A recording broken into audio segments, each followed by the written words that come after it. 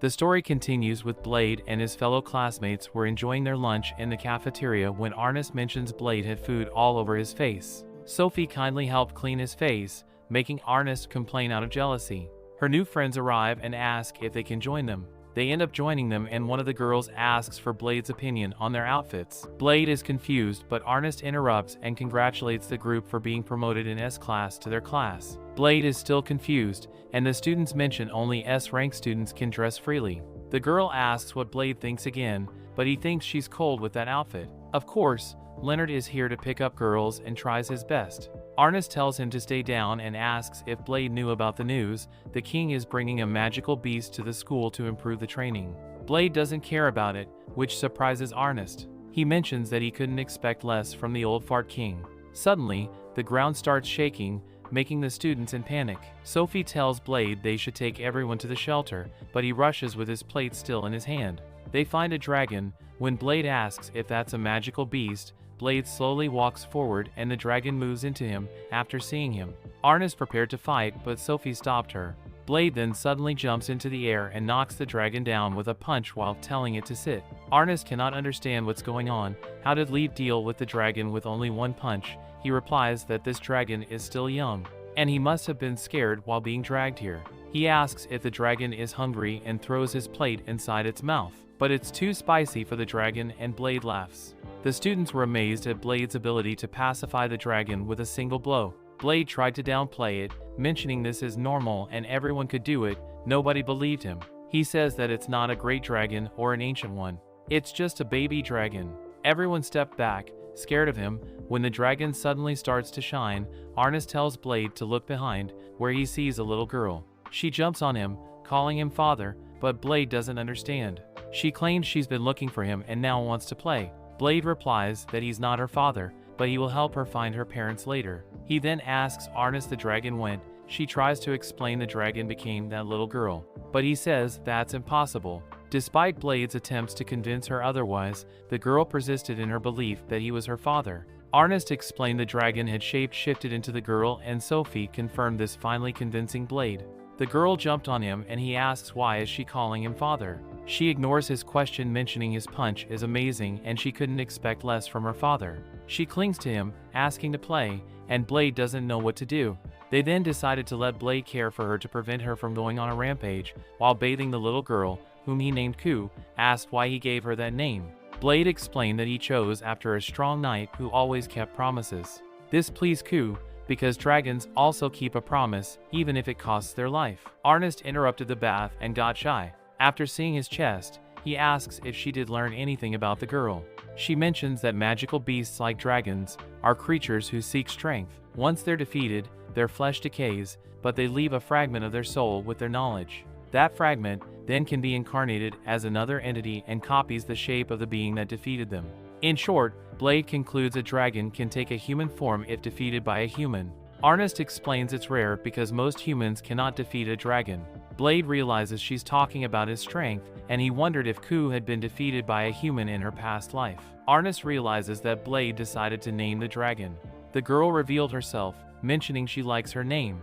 Arnis sees Blade was taking a shower with Ku and kicks his face while calling him a pervert. The following day, Arnis was still annoyed, especially because Ku was sitting on Blade's lap. Ku asked him to feed her and Blade did it. Ku mentions she's capable of feeding herself, but being fed by Blade makes it taste better. Claire thinks Ku is cute and tries to feed her, but Ku becomes aggressive, mentioning she won't be friends with weak humans. Blade tells Ku that she scared Claire, but Ku replies that he should only pay attention to her, his daughter. She mentions that he must give her a good morning kiss, and she must sit on his lap for him to feed her during mealtime, to which he agrees. Every girl is shocked and asks if Blade kisses her in the morning.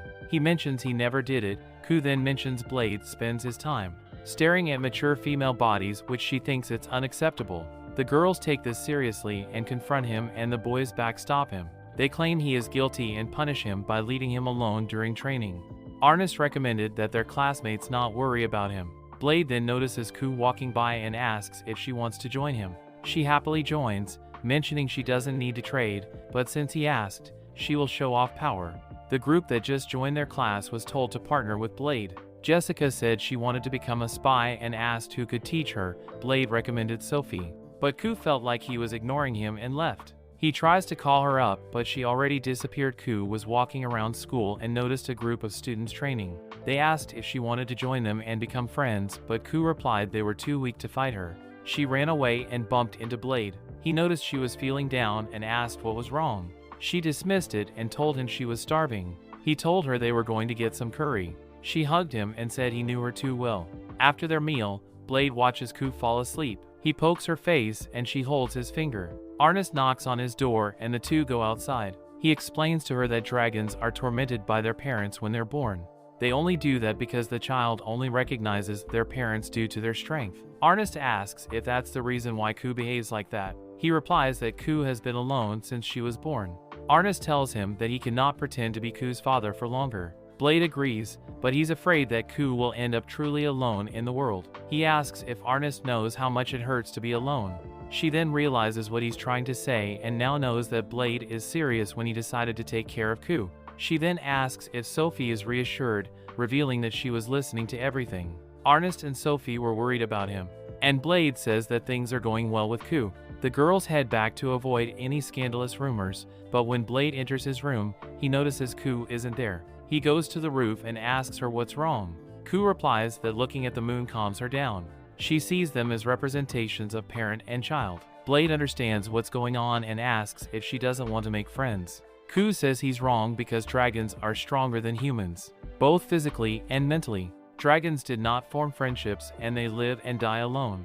She doesn't need friends, she only needs her parent Blade. Blade plays it around and tells she's indeed strong.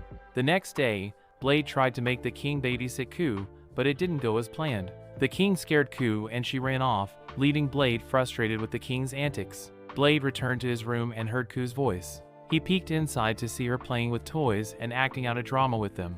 He noticed that each toy imitated a personality from one of his friends. Ku's play portrayed Blade seeking friendship from everyone for her sake. She then starts mentioning names of students that Blade never talked to. He realizes those are the other students they passed by while walking around. The toy named Blade then mentions that his daughter managed to make 108 friends. Blade realizes that Ku wishes to have friends, but claims she doesn't. He walks away disappointed that he never noticed it. Arnis approached him, offering to help search for Ku.